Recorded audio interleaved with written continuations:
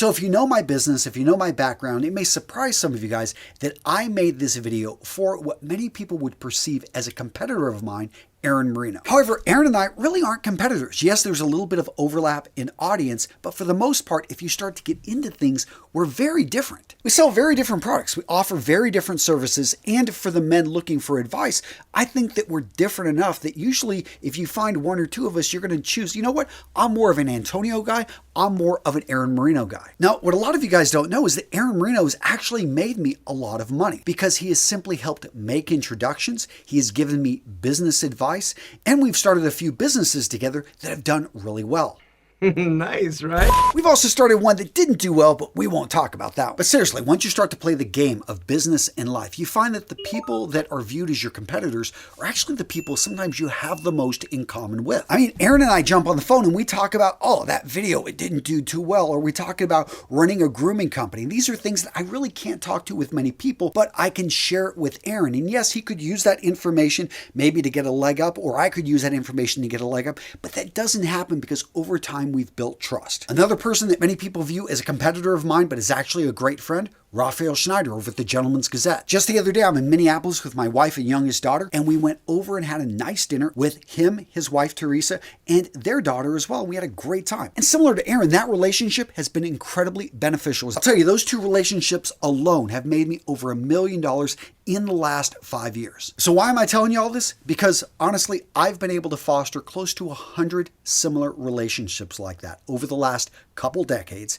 And I have to say that I am at where I am in life because of the connections, the relationships, the help that other people have given me. And you can call it a network. I like to think of these people as my friends because Aaron's actually the godfather to my youngest daughter, Marina, and Katia, her godfather, Ryan Masters, is another business friend. That's how I like to play. And I find it just makes life, it makes business so much more enjoyable when you can be surrounded by people that you love and respect. Now, gents, if you like talking business, if you want to learn how to build a business, I'm going to recommend you check out the link in the description of today's video. My friend Aaron Marino has put together a program if you want to build a white label company. I've watched this guy over the last 8 years build up a company called Pete and Pedro from pretty much nothing to, let's just say he's closing in on $10 million in sales with that business, and it's white labeled, which basically means he took a product, he didn't develop it himself, and he was able to market it in a way and grow it, and it's been amazing to watch him. His profit margins are really nice. Aaron Marino is a good friend. He's the real deal, and this program is authentic. He's given it some great information. So if you're a business person, if you want to learn more about business, if you want to get started in business, again, check out the link in the description of today's video. Go over and check out what he's offering and see if it's a good fit for you. Thank you, thank you, thank you. And I'm excited for you to start your empire. Guys, if you're interested, once again, hit the link and sign up. Other than that, I'll see you soon for a regular scheduled video. So how to become a master networker? Well, I have broken this down for you into 8 simple steps that I'm going to go into in detail with examples. So first up on this list, you need to put yourself into the mix. Now, there are countless ways you can do this. You can go back to alumni events. You can network at your church. You can network at a club that you love to attend. You can network at a bar if you so choose. Again, you want to think, who do I want to be around? And remember, you become the average of the people you surround yourself with. So I like to try to surround myself with people that in certain areas of their life, they have an expertise that I want to pick up. For me, one of the first events I ever went to was Blog World. It is now gone. It turned to MNX, then it disappeared. And when I attended that event, it was exactly what I had hoped for. It was in Las Vegas. I had to get outside of my comfort zone, had to travel over there, but I was in this room with all of these other people that spoke the language of WordPress, of Blogger at the time, of simply putting yourself out there on the web and sharing your story, sharing your information. Now, I think it was about 2011, 2012 when I was picking up the skill of internet marketing and I was learning email marketing. So I went to an event called Icon. It was put on by a company called Infusionsoft, now called Keep, but this was their own conference. And I felt that, if I go to this thing, I'm going to learn a lot more about marketing. And that's exactly what I was surrounded in a room, having meals with, and just talking to people that were were all into internet marketing, into email marketing, everything that Infusionsoft was about at the time. Now, I'm the first one to admit that a lot of these things are expensive. So if you don't have a couple $1,000s maybe for the travel, for the hotel, and then for the ticket of the place you're going, is it something that there is something within driving distance that you don't even have to buy a ticket for? You could actually just hang out at the venues around and talk to people that have badges. Seriously, I remember being at VidCon in California, and there were tons of people that did not buy tickets that were out there wanting to meet their favorite YouTube star, or in my case, they had an idea of, hey, I want to just talk to people that are doing YouTube videos. I was looking for a video editor at the time. Now, the great thing about these events is that other people will probably be there as well. So if you're part of a Facebook group, if you're in a community and they talk about, Pokemon or something like that, well, hey, I'm going out to this Pokemon meetup, this club, this conference, and all of a sudden you have people in the group, some people that you've even spoken with in the past. They're going to be there. So you have a meetup before the event.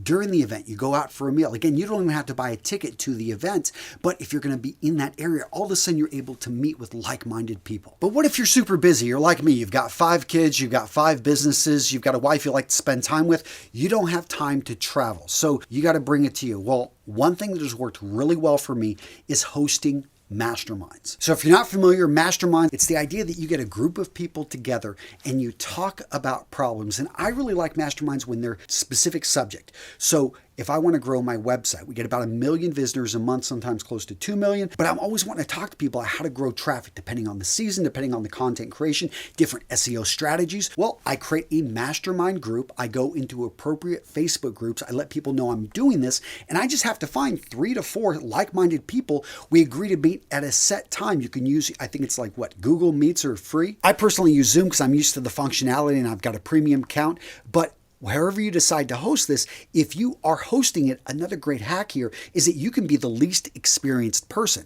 I find this happens to me a lot. I bring in people because I'm the person doing the work, bringing it all together, and it is some work, but because of that, you can actually control who attends the party, and that's why I like making them really specific. I think you do need to have a minimum bar of the skill set that person's going to bring in, but if you do that, you'll find that you do attract a lot of higher quality people because they want to be able to talk about things in an expertise in a way that only people that have done the work can. Now, if that sounds like too much of a commitment, you can do a really low commitment. I call these one-off masterminds. Again, where you're just getting people together for one meetup, and you can do this in person. If you're not like a tech person, I know right here in Wausau, Wisconsin, I realized I didn't know a whole lot of local entrepreneurs.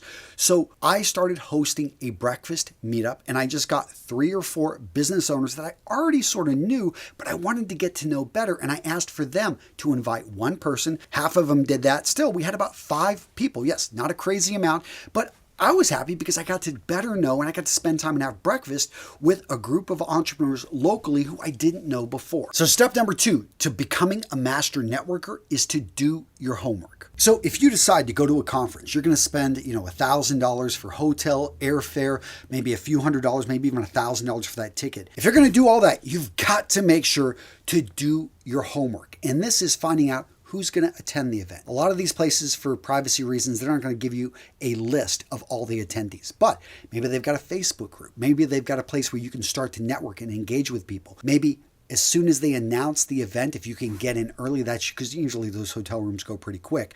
But I find that right there, that's a huge advantage, getting there early and going through the list of everyone, finding out who's going to be there. Now, this is key because you're able to create what I'm going to call a hit list. Your list of people that, hey, I want to talk to this person. This guy looks really interesting. And if nothing else, look at the speaker list. Know what the speakers look like, especially the ones that are in a niche, in an area that I really want to learn more about this. Because if you arrive early, I find that those speakers usually arrive a day early. They like to be practicing their presentation. And you're walking through, you're just getting lunch, and boom, you walk right into someone you recognize because this happens to me all the time. Now, of course, you got to respect people's time. They're usually pretty busy. But if they're eating breakfast alone, you could ask to join them. If it looks like they're practicing their presentation, you could offer to, hey, I can give you feedback. But if that sounds too intimidating, speakers are like, yeah, they're way above me, I'm just getting started. Well, first up, you're not that far from them. Don't ever put yourself down. Okay, let's look at your fellow attendees. There are so many people that are going to be there for that event. So when you show up, you're comfortable, you're there early, you're going to find there are other people wandering walking around, just simply introduce yourself, say, hey, you here for the conference? If they say no, okay, move on, or just simply maybe ask who they are and what they've got going on. Believe me, at these business events, especially the conferences, people are there to meet people. So they are very friendly. I can't tell you how many times I would walk into a room at one of these events and there'd be some guy sitting alone. In fact, at my latest conference, Vid Summit, there was a guy named Dan Becker sitting right there. I didn't know him. I just introduced myself. He started talking. Next thing I know, find out we live 2 hours from each other back up north. And he's got an outdoor YouTube channel that does really well. I was very impressed with it. We started talking. In fact, I'm probably going to meet up with him this weekend. Point is, you never know where those conversations are going to go. And everyone there is simply wanting to talk and meet with people just like you. Now, this tip is a bit more of a long shot, but if you're going to an event and they don't have a private group, they don't have a way for you guys to network, you could actually go to groups that already exist in which people talk about the particular subject. Let's take Pokemon cards. You could say, hey, I'm going to Card Party. I'm going to be in San Diego. Anyone else going? And you may get crickets, but you also may get 3 or 4 people jump in and say, hey, I'm going to be there as well. Hey, I'm from San Diego. Let's meet up the day before if you're in town. And by the way, I use that example of Card Party because the owner of Card Party is my friend, Pat Flynn, who I met at a conference at Blog World years ago, and I just stayed in touch with. And now we've, it's just amazing. He's been in masterminds with me. And it's really cool I'll tell you, the biggest thing that I love about networking and building professional relationships is seeing your friends succeed again and again. It's motivating and it's a reminder that all of us are capable of greatness. The next step of a master networker is to build your support network. So I talked about Pat Flynn. It was earlier this year. We were at Vid Summit and I see him and I see his team. He actually has a videography team. He's got people that work with him, publishers and stuff like that. And we were in this huge line waiting to get our passes and everything, and it looked like it was going to be 2 hours. We're like, let's just get out of here. There were a couple other people we were talking with in line, and we're like, hey, there's a bowling alley somebody saw about a mile away. Let's just go bowling for a couple hours. And we did that. We broke off our own little group, and I'll tell you, everyone that I went bowling with in that group, all of a sudden I developed a deeper relationship with. More than half those people I had never met with, never talked with, but we were all there for that event. For a couple hours, we created this mini tribe of people that were into video, that were just simply out enjoying themselves, getting wings and a couple beers, and it was a good time. And more importantly, I had a little bit of a support network. These people I would see throughout the rest of the conference, and all of a sudden we could talk like we were friends because we were. Next up, let's talk about presentation. So VidCon, and this is before Mr. Beast got big. Logan Paul was the big guy at the time. And I remember I was staying at the same hotel and it was chaos. Right there in Southern Cal, just people all over the place. They had security. They were not letting people into my hotel. Well, I didn't have a problem because I was dressed well, wearing a suit. Everyone else looked like teenagers. They were in t-shirts. They're mobbing it, cars, they're coming up looking for their favorite YouTube stars. I just walked right through because, I'm not that famous, but I walked in and nobody stopped me because I looked the part of a professional. Now, I don't know who you are. I don't know what message you want to send to the world, but you do want to think through, am I dressing in a way that without saying a word, I am reinforcing, I'm sending the message I want to send. If you're a fitness trainer, maybe you want to wear a polo that actually has your name and your company on it. You want to have a look that instills trust. Whether it's a suit, whether it's a blue collar job, just think through the uniform and the message it's sending. Now, earlier I talked about staying at the hotel which the conference is at or in which the party's happening, whatever it is. Another great thing if you do this is whenever you go to the gym at 6 o'clock in the morning, guess what? It's usually going to be full of other attendees. And a lot of times it's the speakers, it's a lot of the VIPs are in there. And if it opens up at 5:30, I advise you being in there early. Not only is this going to help you hopefully refrain from drinking and getting out of control, which I would recommend you keep drinking out of moderation. But I find that going to that gym first thing in the morning, first that gives you energy throughout the day. But also every time I went in the morning, from my last conference, I would run into somebody that was doing something interesting. I'd have a nice conversation and it was a connection made right there just lifting weights. The next step to being a master networker is knowing your interpersonal skills, mastering these interpersonal skills. And let's talk about drinking. So I don't drink because I know that I'm just not going to be playing at the highest level. My speech could become slurred. I may have a little bit too much to drink. All of a sudden, I don't want to do anything stupid. I realize I'm there to network. I'm there to meet people, to expand my network. Plus, I want to feel good in the morning. And I've been able to cut that out of my life. Some of you guys maybe are better at it than me, but I wouldn't fool yourself. I would maybe try going to an event and not drinking. One thing that I do, I drink a lot of water, and I'll talk about why in a second. It's not just because I'm talking all the time. Whenever I meet people, and you probably do this as well, the first rule I always try to take is I want to learn about them and I want to treat them with respect. I want them to be heard. So I always am thinking, even if this person has no value, and I can usually tell, within 30 seconds of them talking, if this is something I'm going to want to follow up, if I'm going to want to stay connected. But even if I realize this isn't a great connection for me, I still want to hear them out. I still want to let them talk. I ask some very clarifying questions. You don't want to interrupt people and start talking about yourself, but if you interrupt to ask for them to clarify on what they're saying, I find that I can kind of lead the conversation in a certain way, usually for 3 to 4 minutes. And people love it. This is called active listening. This is showing that you're paying attention to what they're saying. But let's say after 3 to 4, maybe even 5 minutes, you realize, okay, this person is going on and on. There's no connection here. Well, you could always excuse yourself. And this is why I'm always drinking a lot of water. Because one, I may need to go fill up my water and I will just excuse myself. I need to go I drink a lot of water. But also, I have to use the bathroom a couple times every hour. So that gives me an excuse. Excuse me, I need to head to the men's room, so you can break out that way. So the next step to being a master communicator is being effective at communication. So how do you become effective? Well, one of the first tips, and one I find that's really lacking nowadays, is take charge of the conversation. Usually when it's a one-to-one conversation, it's not too bad. But once you start getting 3 people in, 4 people in, all of a sudden new people are joining and they don't really know what's going on with the conversation. So don't be afraid to go in there and take charge of the conversation. And one of the easiest ways to do this is every time you have somebody new join, you are the person making the introductions. Now, I can't stress enough how powerful of a technique this is. First up, most people don't even think to do it. Second up, whenever you're making introductions, you have the power to frame people however you want. And I always use this opportunity to really build people up because I'm trying to listen. I've got a pretty good idea of what people are doing. I may not even fully remember their names, and that's where name badges are really nice. But I remember people's stories, what drives them, what they do, what problems they solve. And what's really fun is when you can build up somebody more in 30 seconds than they would have built themselves up talking for 2 minutes. All of a sudden, they like you. You know why? Because you just made them look good. You made them. I've had so many people tell me, man, I need to have you just walk around with me and make introductions for me. And that's a great place to be. On top of that, when you make introductions, people assume that you are the person in charge. And that's not a bad assumption to let people, fall into. Now, I mentioned this earlier, but it deserves its own point, and that is the abundance mindset. You need to have this because people that have the abundance mindset, they're able to go into a room and people want to be around them because they give. They're not taking. You know what I'm talking about. That person you've just started talking with and they're already asking you for a favor.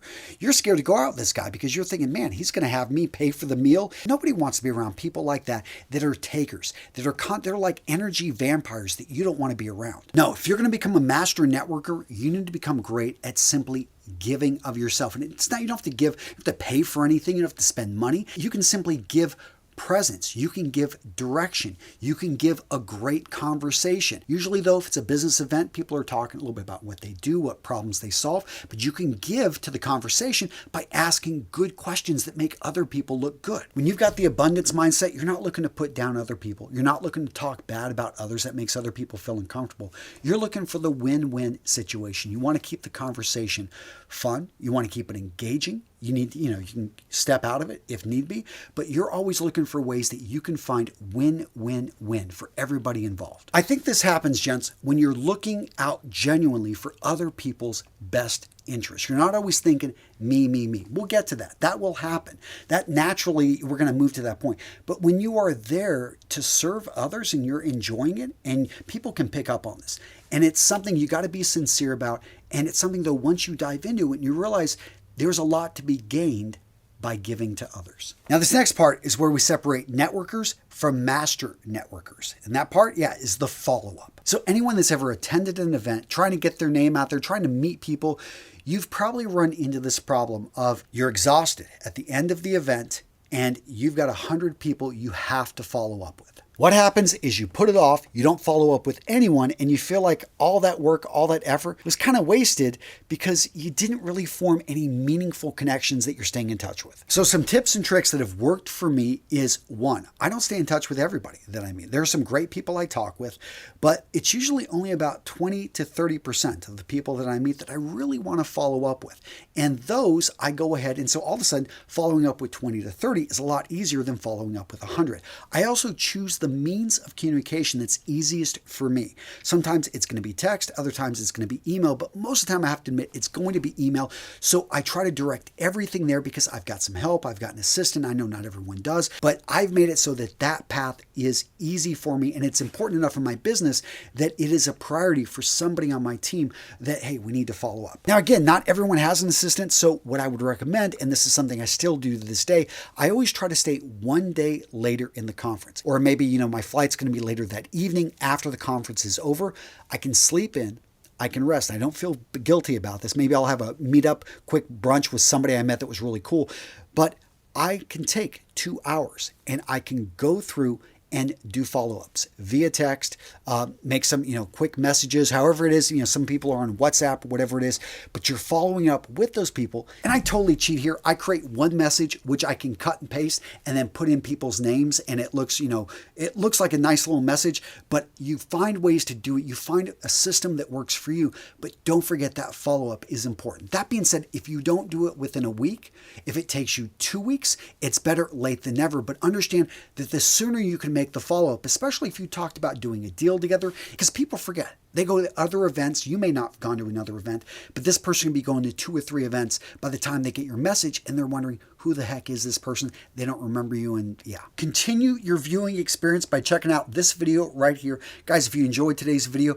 you are going to love this one. Solid video. Boom. Oh yeah, right here. Come on, check it out.